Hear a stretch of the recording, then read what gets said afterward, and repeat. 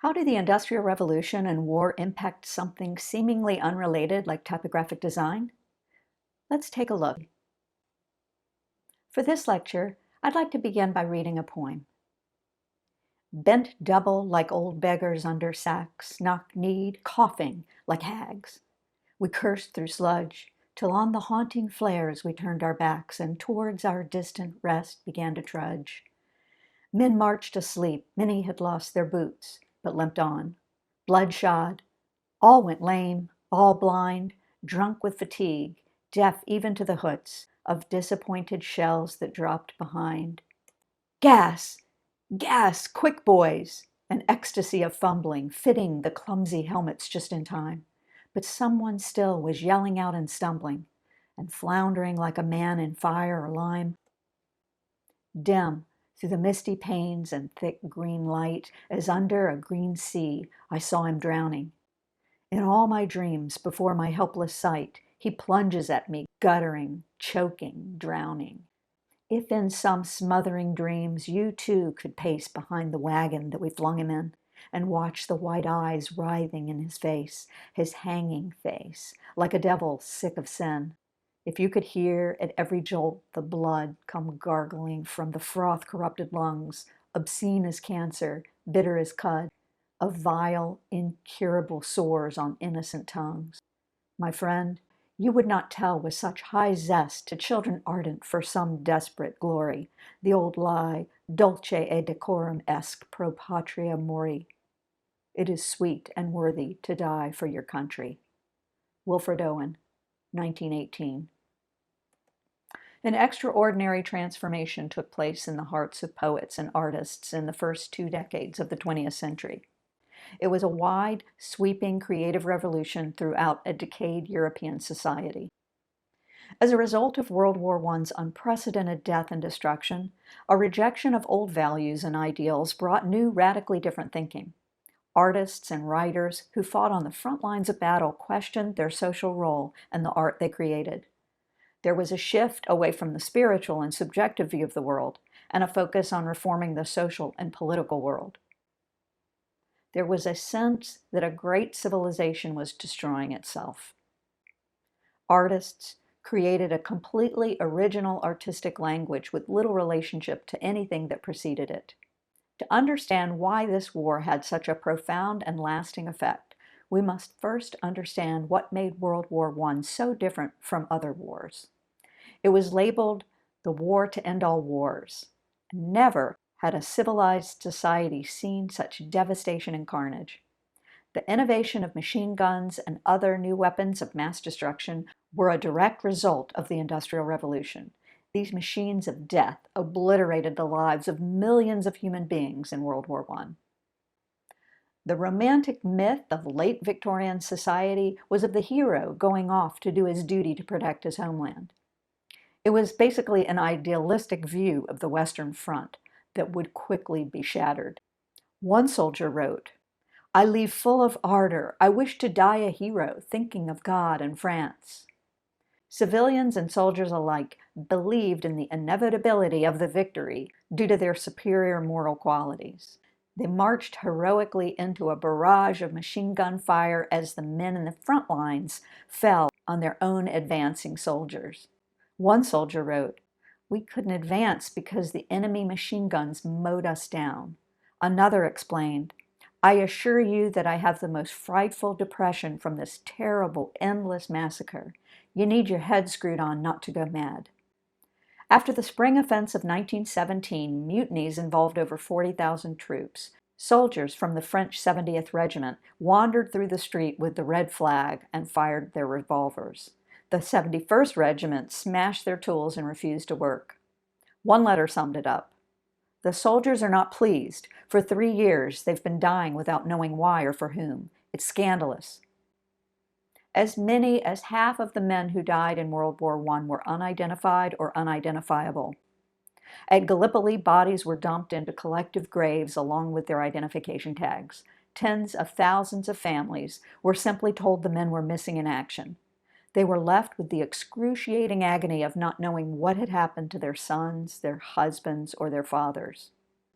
The illusions that had sustained late Victorian civilization had been laid to waste in the mud of Europe.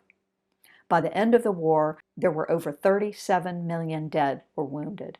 The old order had lost its faith in itself, and there was nothing to replace it. There were two different intellectual reactions to the war: nihilism and idealism. Nihilism was the belief that the world has no inherent meaning, that nothing could change people, and it was essentially futile to try. Idealism, on the other hand, was the belief that ideas could reform the world. Now, both rejected the old order. They felt that the intellectual, spiritual, and moral bankruptcy of the European leaders and bourgeoisie society caused World War I. Because of this radical new attitude and psychoanalysis, the writings of Karl Marx, communism, and socialism, to name a few, also the philosophy of Friedrich Nietzsche. All of these played a critical role in the development of the new artistic and literary movements. Schools and academies were replaced by isms. The ideas of fragmentation were inspired by the writings of Austrian psychoanalyst Sigmund Freud, who became well respected among intellectuals. He wrote The Interpretation of Dreams. This was about the workings of the unconscious mind and explained how it worked on the most primitive of drives like emotion, impulse, instinct, and visual images as opposed to the ordered, rational universe. Let's take a look at the arts. In 1917, Hugo Ball wrote and performed a poem, Caravane, known as nonsense poetry and sound poetry. There was a desire to replace the nonsense of the world with their own style of nonsense. Dada performances used constructed imagery, visuals, sets, and costumes. Words, when recited, conveyed an emotional charge shed of the baggage of orthodox meaning. Dadaists staged events called happenings, which at times incited riots from the audience. Dada was a nihilist movement. They held the strong belief that there is no meaning or purpose in our existence on this earth. It was a short-lived but important movement. Sparked by the horror of World War I, it set out to undermine the social and artistic conventions of middle-class society. Dada began in the middle of the war. It was a literary movement born in 1916 when Hugo Ball and Emmy Hennings opened a club called the Cabaret Voltaire in a seedy area of Zurich, Switzerland. It was a cabaret with singing, theatrics, music, visual art exhibits, and all sorts of other performances that would disturb bourgeoisie sensibilities. Dada, according to Hugo Ball, could mean hobby horse, goodbye, get off my back, be seeing you sometime. No one really knows its meaning. It was a movement of irreverent, unbridled protest against the state of Western society that led to the First World War. Claimed to be anti-art, its members were concerned with shock, protest, and nonsense. Here's a view of Salon Dada with a poster announcing this international exhibition in 1921. The exhibit was in June in a Paris gallery just above the Champs-Élysées Theater. It was organized under the name Salon Dada and was a medley of 100 incongruous works submitted by about 20 French and foreign artists. The poet, Tristan Tzara, organized the exhibition and designed its first poster and the collateral material. This Dada movement was fueled by this young Romanian poet who created sound poetry and edited a Dada publication that you see here. He wrote a large number of Dada manifestos as well. Now this is the first International Dada Fair in Berlin, 1920. The entire room constituted a Dada manifesto. The space was treated as a three-dimensional montage that anticipated audience participation. The entire space worked as one piece. Not the typical exhibition of disparate works of art all aligned in a row on a wall. One of the participating members, and the only woman, Hannah Höch, joined the Dada movement in Berlin in 1918. In addition to her Dada puppets, she, along with several other Dadaists, began to experiment with and expand new techniques called photomontage. On the left, we see Dadandy, 1919. It's a collage. It's a photomontage of reused images and typographic ephemera cut from print reproductions of magazines and journals, and then pasted into the composition by both chance placement and planned decisions. Like many of Hannah Höch's works, Da Dandy deals with the role of women in modern society. Notice the silhouette of a head in profile, almost hidden if not for a rim of bright orange paper. This area is filled with several clips of young fashionable women in elegant clothing and extravagant hats. They smile seductively at the viewer. The Da Dandy appears to have his head full of nothing but women. On the right, Höch shows her mockery of patriarchal power and matriarchal duty through works like Der Vater, The Father, 1920, a satirical critique that centers a mother's body with a father's face holding a baby. Boxers and dancers prance and punch around the figure, signaling gender norms and bodily strength. Many of her pieces expose the magazine and fashion industry and its beauty culture. She worked in the fashion industry as a designer for a magazine publisher. This gave her access to many of the largest German fashion magazines. As the only woman in the movement, she wasn't treated as equal or with the respect she'd earned. She wrote about her position in the Berlin Dada. I quote, "It was an ideal place to sink into oblivion," and a very necessary oblivion for a bisexual woman whose work was not just anti-art, but also unabashedly anarchic. On the right is a large-scale piece titled "Cut the Kitchen Knife Through the Last Weimar Beer Belly Cultural Epoch in Germany," 1919. First exhibited at the First International Dada Fair in Berlin, it was a forceful commentary, particularly on the gender issues erupting in post-war Weimar Germany. An economic and political critique of capitalism to ideas about the consumption of both food and image. Political figures such as Karl Marx, the expressionist artist Katie Kollwitsch, who is skewered through the head, Albert Einstein, a map of European countries where women could vote, and the Dadaists themselves are montaged.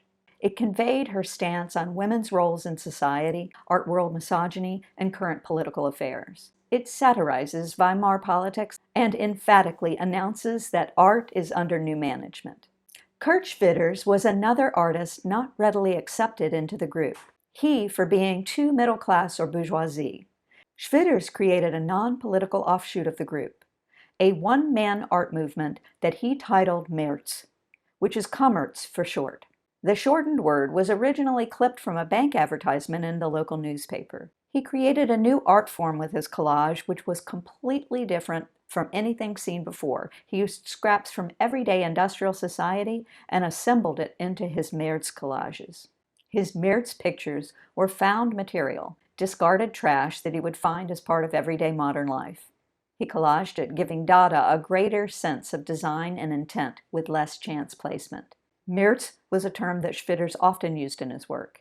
He described it by stating, "In the war, things were in terrible turmoil. What I had learned at the academy was of no use to me, and the useful new ideas were still unready. Everything had broken down, and new things had to be made out of the fragments. And this is Merz. It was like a revolution within me, not as it was, but as it should have been." Now in 1922, Schwitters, along with Katie Steinitz, a Dutch and de style artist Theo van Doesburg, produced a publication titled The Scarecrow. It was a collaboration of play with 3 artists. To illustrate the book, they transformed letter forms into visual narrative. It was made almost entirely of typographic elements from a letterpress print shop. The antagonist, the Scarecrow, with his top hat, cane, and oh so beautiful lace shawl, was referenced as the old man. It signified the outdated, meaningless values of bourgeois society. You see, scarecrows are fake men meant to frighten birds. The protagonist was a gallant rooster, Monsieur Lecoq, leading a band of chicks. In the end, the corrupt Scarecrow was defeated by a younger and braver group of renegades. We have an original of this publication in the VCU Cabell Library Special Collection.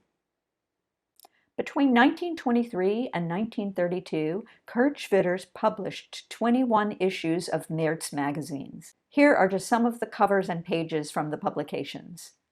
With it, he propagated his Merz ideas in print. Merz ideas of typography, but also Merz architecture, Merz poetry, Merz painting, Merz theater, and Merz advertising.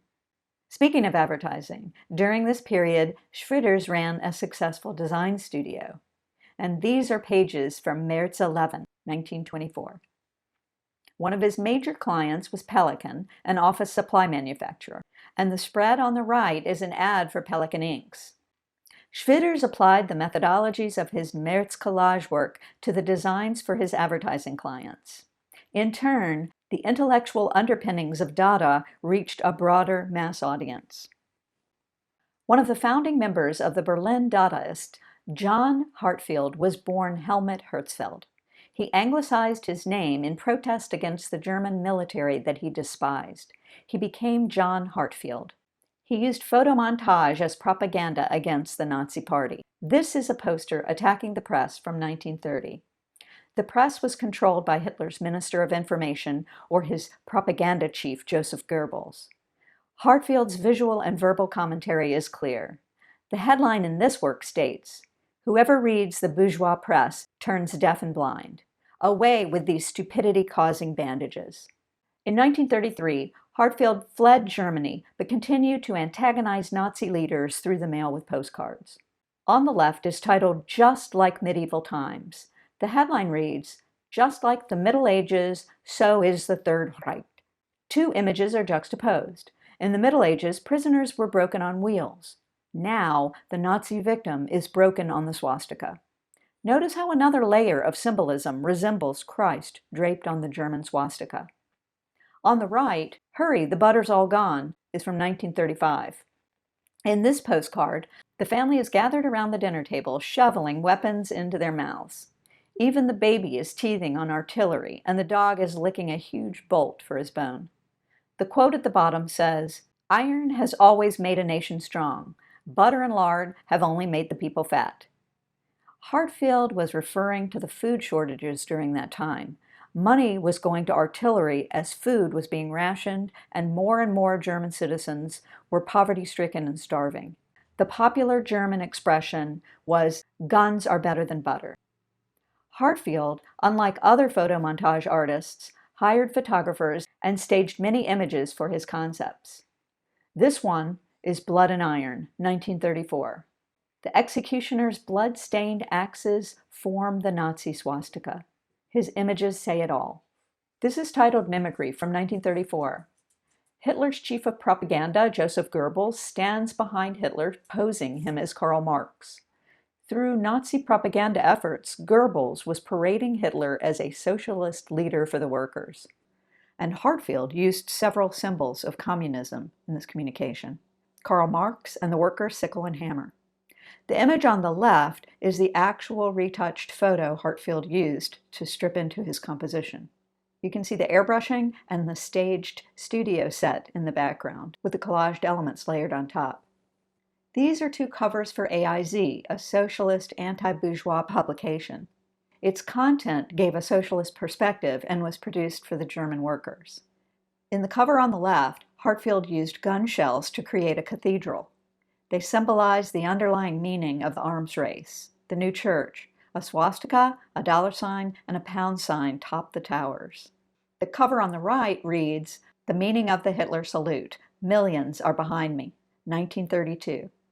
Heil Hitler was a nationalist salute showing your allegiance to Hitler and his Nazi party. Heartfield appropriates an image of Hitler saluting. In Heartfield's photomontage, Hitler is being funded by big business, the German industrialists. Through publications and propaganda posters and ephemera, the Dadaists spread their ideas to destroy the cult of the past. This short-lived movement evolved into surrealism, into the worlds of intuition and dreams, and the unconscious world explored by Freud. The Machine. Young Italian artists, designers, architects, and poets were captivated by its charm. Futurism began in the first decade of the 20th century and was actually a precedent for Dada. It was an idealistic movement that sought to establish a new culture based on the speed of the machine age. It was an art movement aligned with a political movement to revolutionize Italy, and it captured the effects of the machine: motion, speed, noise, and war. It captured it on canvas, in sculpture, and with typography. On February 20th, 1909, the Italian poet Felipe Marinetti published a bombastic futurist manifesto on the front page of the French daily newspaper Le Figaro. Marinetti was not only a poet, but he was a journalist for the paper. The manifesto, and I quote, glorified war as the sole hygiene of the world, announced the death of time and space, threatened to destroy museums and libraries, and announced the fight against moralism and feminism. Now, that wasn't for feminism, it was a fight against feminism. And yes, you heard me, Marinetti glorified war as the sole hygiene of the world. Though the words of the Futurist Manifesto broke new ground and called for innovation, it was presented to the world in traditional newspaper typography, void of experimentation. I will give it this, though. It was using mass communication for artistic expression. But his typography quickly changed. Marinetti began to push typography to radical new forms. He began to see it for its expressive potential, challenging both grammatical and typographical rules. He cast out the old fundamentals. Futurists, starting with Marinetti, discarded the vertical and horizontal type arrangements established with illuminated manuscripts, even predating Gutenberg in the 15th century. Marinetti animated his poetry and expressive letter forms, free from the constraints and formats of traditional texts. And it depicts Marinetti's journey from the war front, starting in the bottom left, to visit the artist and his friend Fernand Léger at the top right.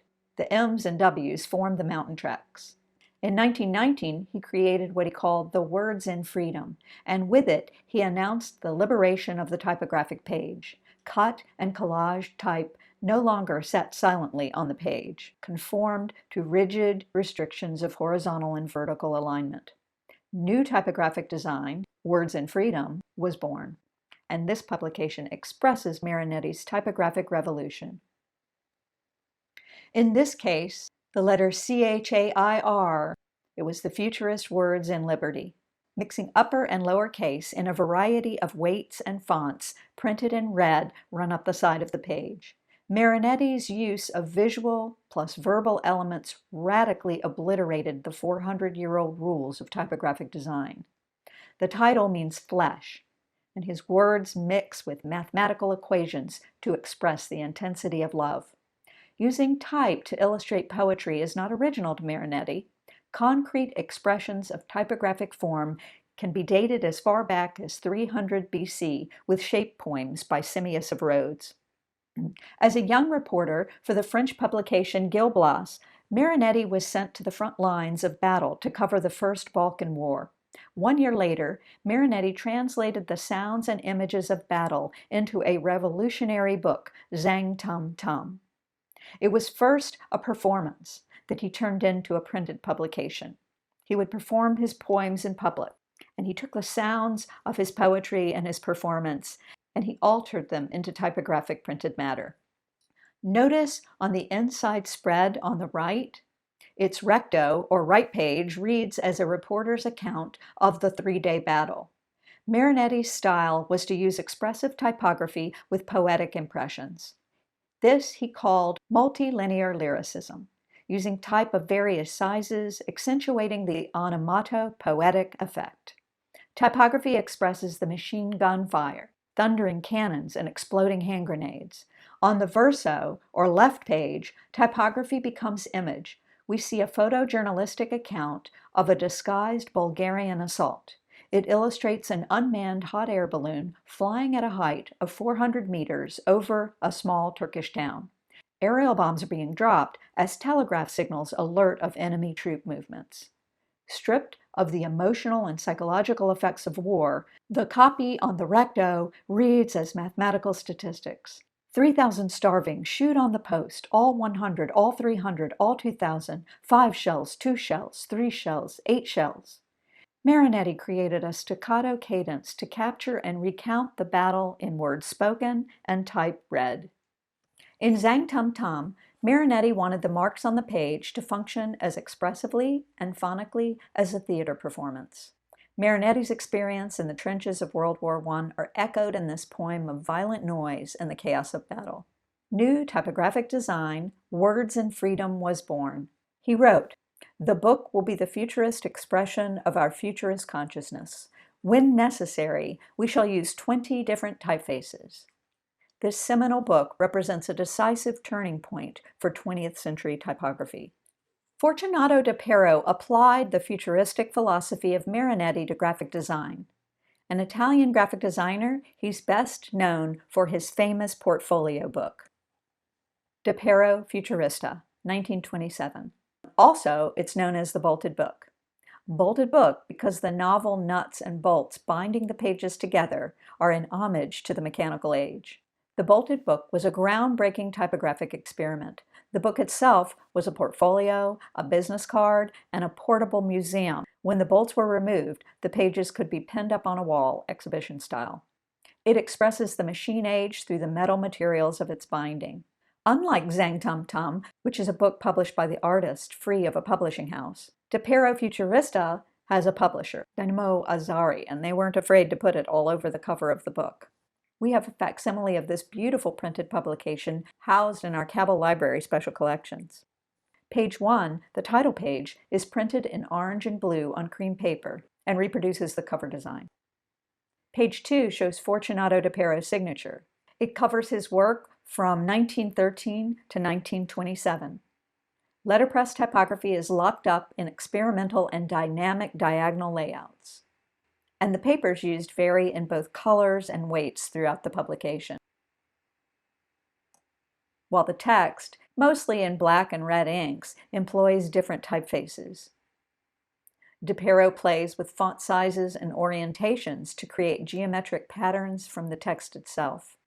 Creative use of type as design makes for a variety of exciting layouts. He presents visually dynamic graphic design on almost every page.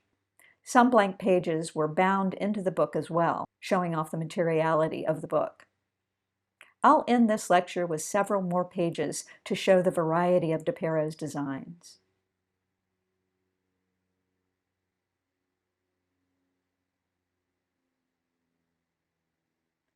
Fortunato da Pero was the only futurist ever to live in New York City. The first 3 decades of 20th century art gave rise to a wave of revolutionary movements and styles, and with them, the printed page boldly declared a new typographic age.